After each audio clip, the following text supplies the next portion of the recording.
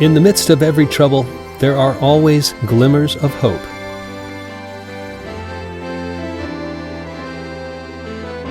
Thanks for watching.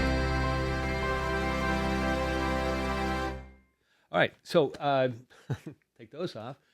Hello again. Welcome back to Glimmers of Hope. We're really excited today to be here with Carrie Hernandez. Carrie, thanks for being with us. Carrie is a real estate agent, and you may want to, when we're all done, it's not a commercial. We're not doing a commercial. But you're going to want to maybe ask Carrie a direct question about the real estate market or Altadena, fires, whatever it is.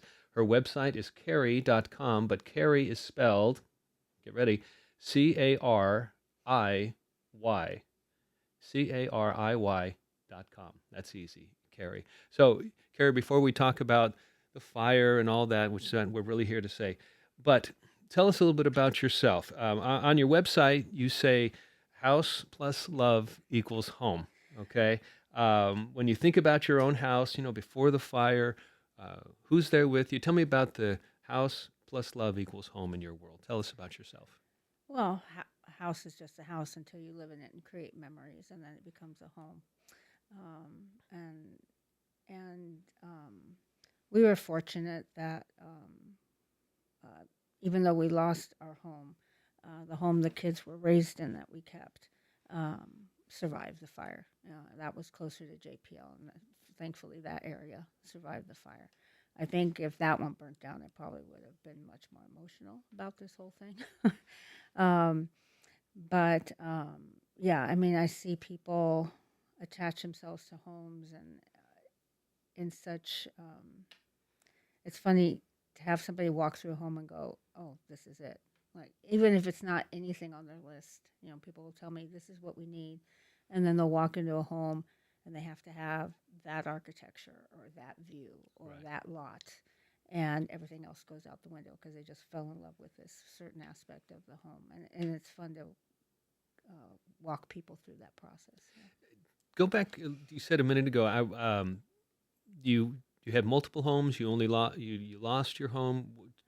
Oh, Clarify that. sure. So we lived in a house near JPL for 30 years. And then once the kids graduated from college, guess what? We had all this extra money. 4 kids in college is pretty pricey. So we said, oh, we can, move to the other side of town. And so we did about 5 years ago, bought a house over on Windrock. And not the Windrock by the country club, but there's a little part of Windrock that's just south of Loma Alta, a little cul-de-sac. And we bought a home there. And I really love the setting because it kind of sits up a little bit higher and has like a treetop view. So I was really getting to love that new setting. And then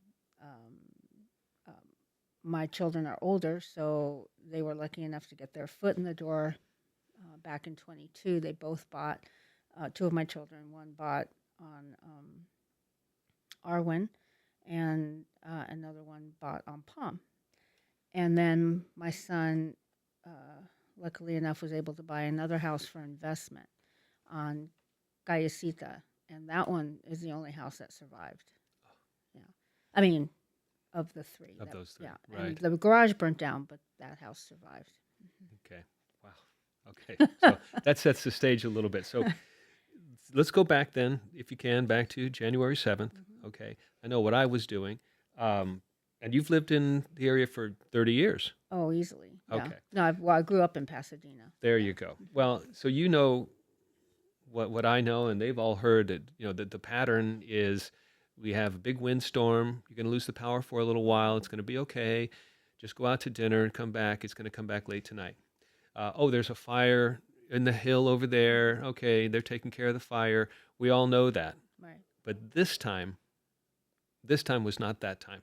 Right. This time, the fire's coming back at you. When did it become real to you that our home is going to be in danger? What happened to you then? Well, that night, my son visits. He doesn't live in the country, so when he visits for Christmas, he stays for like a month. And of course, when he's here, the grandkids are here, everybody's here. So we had like 12 people in the house. Wow. And we're getting ready to serve dinner. And then my colleague calls me, hey, I'm on the 210 freeway. I see a fire near your house. So I look out my kitchen window and I see a glow, and I'm thinking, oh, that looks like Sierra Madre. But we have a bunch of people here. Let's not take a chance. Dinner's ready. Let's just eat dinner and go. And then I go back in the kitchen and I look out the window and then I see the flames and I'm like, okay, yeah, no, we're not eating dinner. Take dinner. We're going to go down to your grandpa's house and we'll eat there. Well, that's my priority, is not to waste the food. Let's put all the food in the car and go to my dad's house. And but my dad, and I wasn't thinking, lives by Victory Park, and so Oh, yeah, so down there the was smoke everywhere. down the hill from the fire. Right. And my son is got there first, or close to there first. He says, no, the smoke is too bad. I can't have the kids. We're going to go rent a hotel room. So they go towards the hotel room. I go to get my dad, and my dad's all like, no, we're fine. I'm like, no, we're going. We're going. My husband did not go. And somehow, I mean, I knew Dove Creek by the time we got to the hotel, and we had left at 6:30. So we left like, I don't know, 15 minutes after the fire started. Oh, yeah. Yeah. And my son, like I said, booked the hotel rooms. My husband refused to leave, so he stayed. He was gonna, fight the fire and save the house. And the neighbor across the street, their deck caught on fire, and they were still home, and so he helped them put out that fire. And he was hosing down. He had water pressure until like 1:30 in the morning at least, because when it really felt real was around, for me, like 9 o'clock at night, when he started sending us pictures and videos, and I could see the video, and I'm having like a panic attack because I'm like, get out of there, get out. No, I'm fine, I'm fine. No, you may not. Trees can block the road. And he's stubborn, so he, he didn't go. But finally, when he looked down and saw the neighbor's car on fire, and then the two houses across the street were fully engulfed at that point, and then he saw the trash can next to his car starting to melt, he's like, yeah, I better get out of here. Oh, so that's a good Yeah. sign. That's like the international sign for leave the Yeah, house. leave the house, finally. Wow. So yeah, he left. Then he went back at 6:30 in the morning and saw, and took the videos of his house gone, our house gone, my daughter's house gone. And then he went down to my son's house that he had just bought in November. And it was the house to the south was on fire, the garage was gone, the other house was on fire. He thought it didn't have a chance. And then we come back in the afternoon, it's still there. Amazingly enough. Yeah.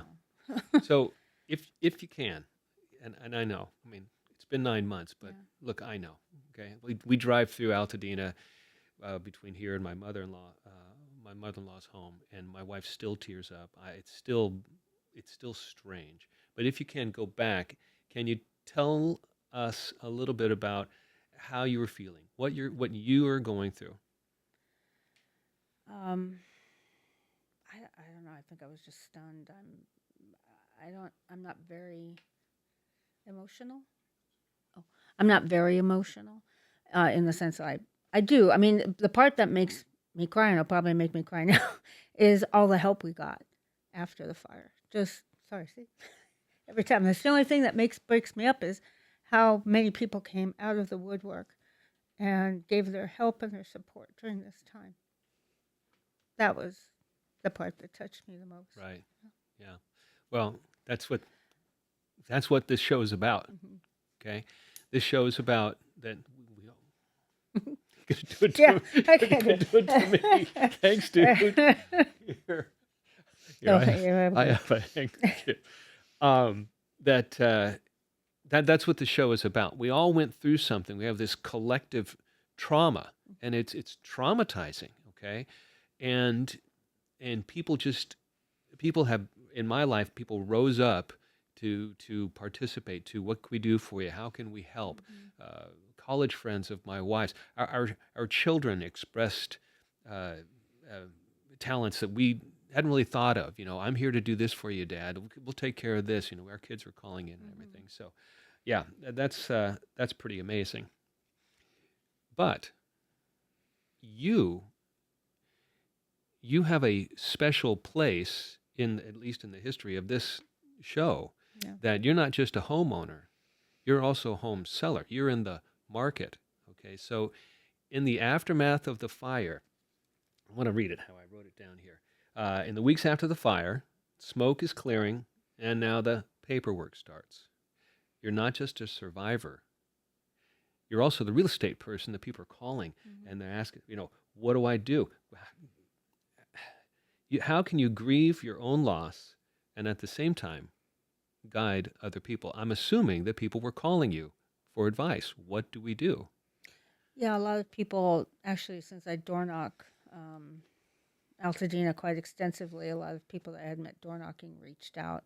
A lot of them for like pre-fire values, things like that they needed for tax purposes, insurance purposes. A lot of people still not knowing what they're going to do. I mean, of course, I want everybody to come back and rebuild, but I know that's not realistic, Right. and everybody has to make whatever choice is best for them in their lives at this moment. And I'm dying to see what Altadena 2.0 ends up looking like. I pray that people make good design choices, and because a lot of, I mean, I drive around and I sell a lot, I see a lot, and of course, certain houses breaks my heart. The McNally Mansion breaks my heart because that's like one of the oldest houses in Altadena, and Right. with amazing art. I mean, the Woodbury house is older, but it's not as amazing an architectural statement as the McNally Mansion. Um, and it's filmed constantly, so I'm really gonna miss driving past. And my son the house on Cayecita is right off Mariposa Marengo, so I'm constantly driving past it and mourning its loss more than even my own house. My clients had an amazing hacienda. We don't have too many hacienda style homes. And it was on La Solana, that darling street with all the Spanish. This is the only hacienda. Not that, I think 6 or 7 houses burned in on La Solana, and that unfortunately was one of them. So I think, yeah, and they're going to rebuild, but they can't rebuild that. It was a 30-foot living room with a hand-hewn pitched beam ceiling. It'd be $100,000 just to do the ceiling. Goodness, right. So so it's not going to be the same. It'll be beautiful, but it won't be the same. So I'm saddened on that. Because to create like a real Spanish, you have to have like a plaster finish and not just a sand stucco finish, and that's really expensive. Right. I just don't know how many people are going to have the funds to do stuff like that. These we're going a different direction, but this is really interesting too. The pre-approved plans that people are, again, this is part of the aftermath of this. People are calling you for advice. Nobody calls me for my advice. Did you move back into your house yet? Yes, we got back in the house. We did about a month and a half ago now, Right. but for us, it was a big process. I've heard nightmares. But I mean, I feel more right now. I feel more badly for the people who survived because the fight with the insurance company is just relentless. Oh, we personally stopped fighting. We just started doing it, and then sending the invoices, and then Right. they're paying a little bit as they approve. But that's just our story. So these pre-approved plans, okay, are they going to maintain the look of Altadena? You drive through Altadena; it's a charming place. I mean, these pre-approved plans, will they take us back to this is what Altadena was like? The devil's in the details in architecture, right? I mean, I can see houses that have the same shape, but one craftsman's beautiful, another one's boring. One, they took off the siding, they put in stucco, they put in vinyl windows. That all those things make a huge difference. Right. Whether you put siding, whether you put wood frame windows. I mean, I would encourage people, honestly, if you qualified for the SBA loan, the SBA loan can only give you money to build what you had. But if you had wood frame windows and you had hardwood floors, then, and I've talked to a lot of people, and that's sort of their plan of attack is to take the SBA loan to make sure they build the house the way they had it, the way they want it, and then hopefully enough money from the Edison lawsuit to pay off the SBA loan. Incredible. Yeah. All right. There had to have been a time. So now let's go back to the aftermath of the event. 2025, man. Yeah. The aftermath of the event. You've got your, and what a thing, Carrie, to think about it.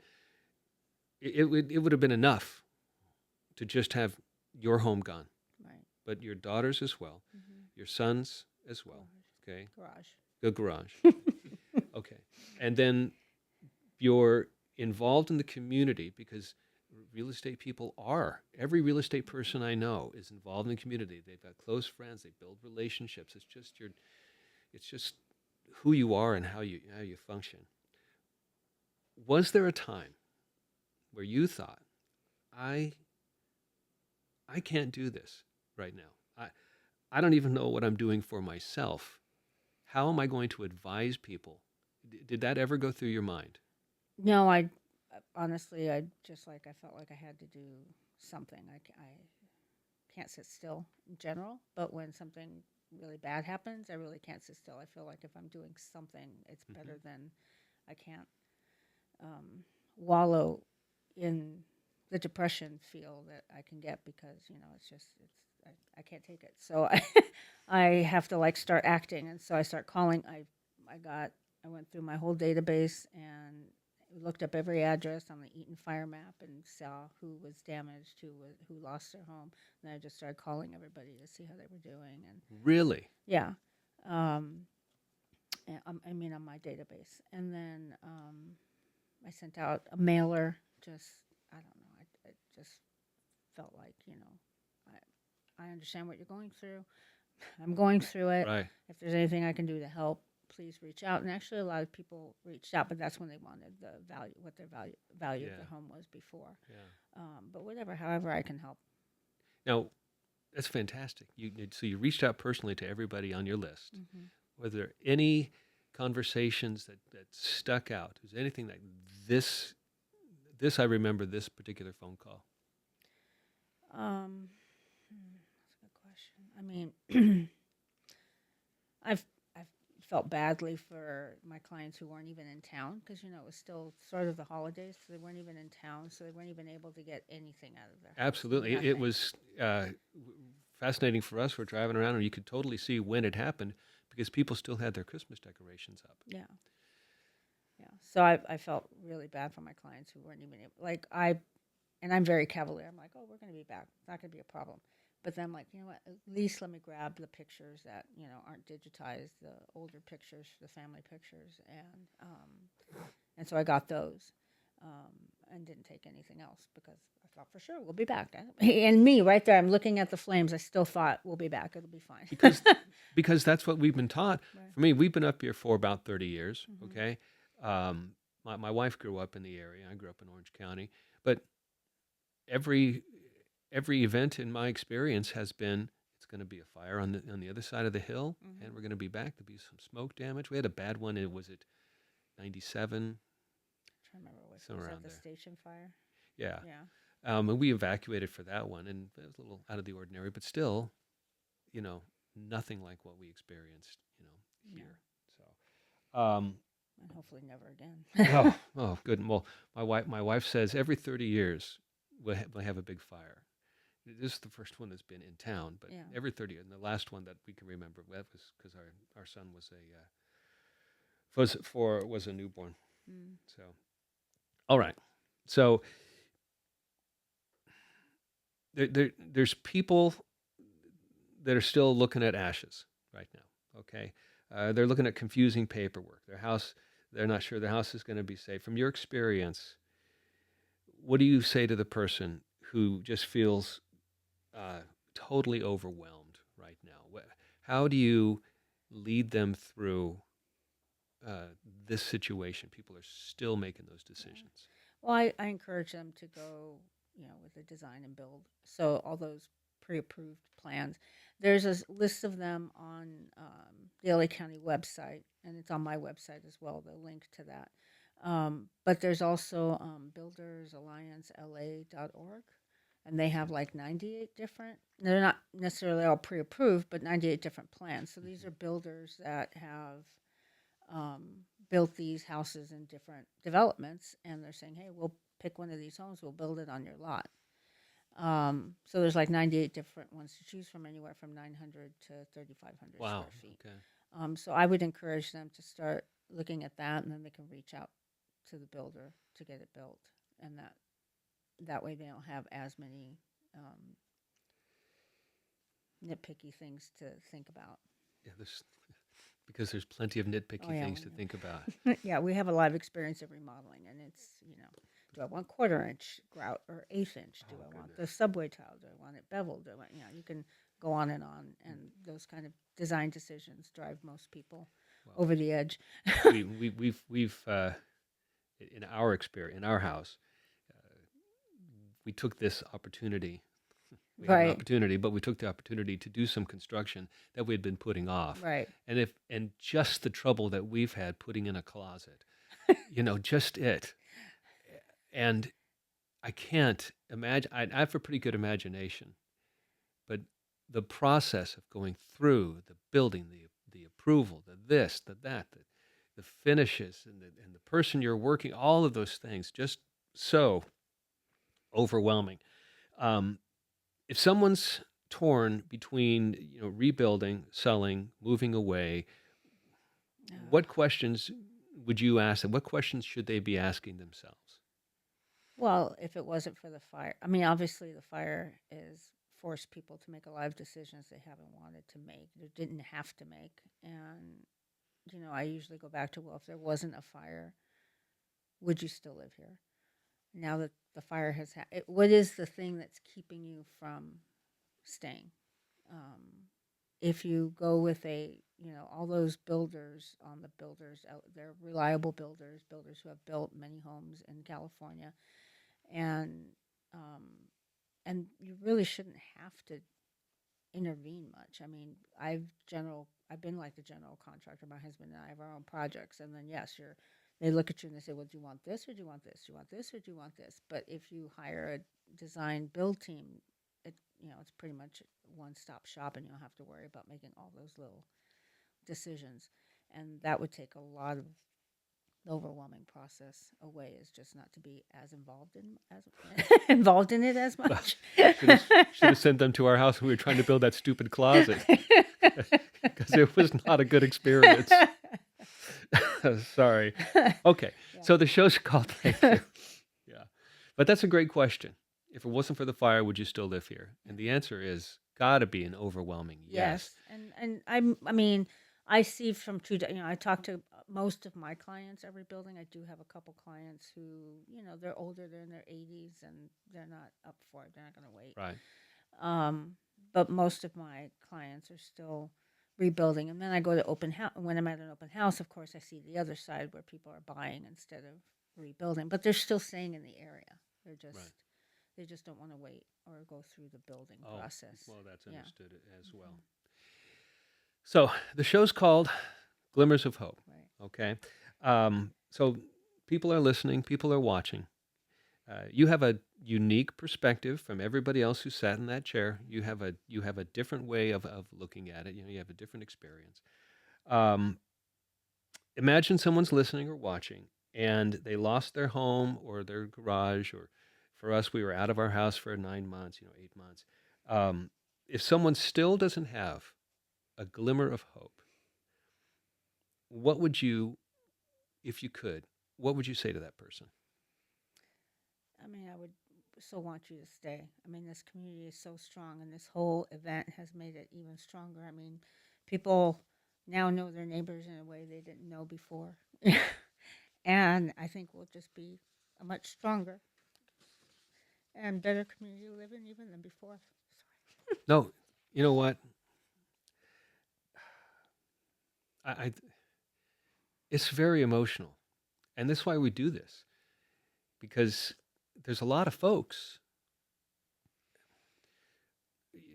Altadena's on the map now in a way it never was before. And I was a Boy Scout leader for a decade and here, and I used to tell the boys, I said, I want you to be in the news, but not that way. So don't get lost, Yeah. don't do that. But I want you to make the news, and I would love for Altadena to make the news, but not in this way. So now I'm on the phone with service people or whatever it is, you call a helpline or whatever, and they'll ask for an address, and I'll say Altadena, California. They'll Altadena, I go, yeah, that Altadena. Oh, how's it going out there? So, um, it 9 months have passed, but you know what? It takes just a thought Mhm. to have it come back because it's still raw. The ground is still scarred. We're surprised when we see some framing. Like, Yeah. look at that. Somebody's rebuilding. It's exciting. So, a little That's bit of always encouraging. I have seen a lot of framing coming up, a lot of and, stuff is and a lot of happening. foundations being poured around my son's house because that's where we're staying. Actually, Hmm. is at my son's house that survived, and yeah, I'm encouraged to hear the construction and hear the trucks, and encouraged to see all the options on that website. I'm Right. not pitching that website specifically; it's just the only one I know of. I'm sure there's others, but and seeing how cute they are. The craftsmen in the bungalows, especially, are really cute looking from the outside. Yeah. Yeah. One of my brothers, my older brother, is a landscape architect, and he's actually working on a home up here on Altadena Drive. It's Oh. on the west side beyond Christmas Tree Lane a Uh-huh. little bit. He's got some big old house that he's doing up there. So Nice. that might be for us the glimmer of hope there is I get to see him once in a while. Maybe he'll stop and spend the night at my Also, I've house. seen people come and across the street from us, even a little Las Vegas, he came and planted flowers in all the flower beds just to give it some life. Yeah. So we will come back. Yes. That's We will. for us right here at this moment. That's the glimmer of hope. Mhm. Hang on, because we will come back. It's not going to be easy, No. but lots of good things are not. No. No, it'll be worth very it though. easy. It'll be Okay. worth it. Okay, so Carrie, thank you very Thank you. much for being with us today. I want to remind folks, if you have a question about the real estate market, about Altadena, you can go to Carrie.com, and Carrie is spelled Cariy, Carrie.com. You can go and talk to Carrie personally. Thank you so much for coming here today Oh, yeah. No, and thank giving you us for having me. giving us a little glimmer of hope because we're going to rebuild. All right. Yes, we will. Thank you very much. Thank you guys for watching. Sorry. I can see our producer's finger behind the camera. I'm getting ready to turn it off right now. Thank you so much for watching. Tell folks about the podcast, and if you have questions or comments, or you know somebody who should be telling their story, send us a message and we'll reach out to them and we'll get them on the show. Thanks a lot for watching, Carrie, again. Thanks for being here. Thank you. Thanks for watching. Please reach out to us. info@glimmersofhope.me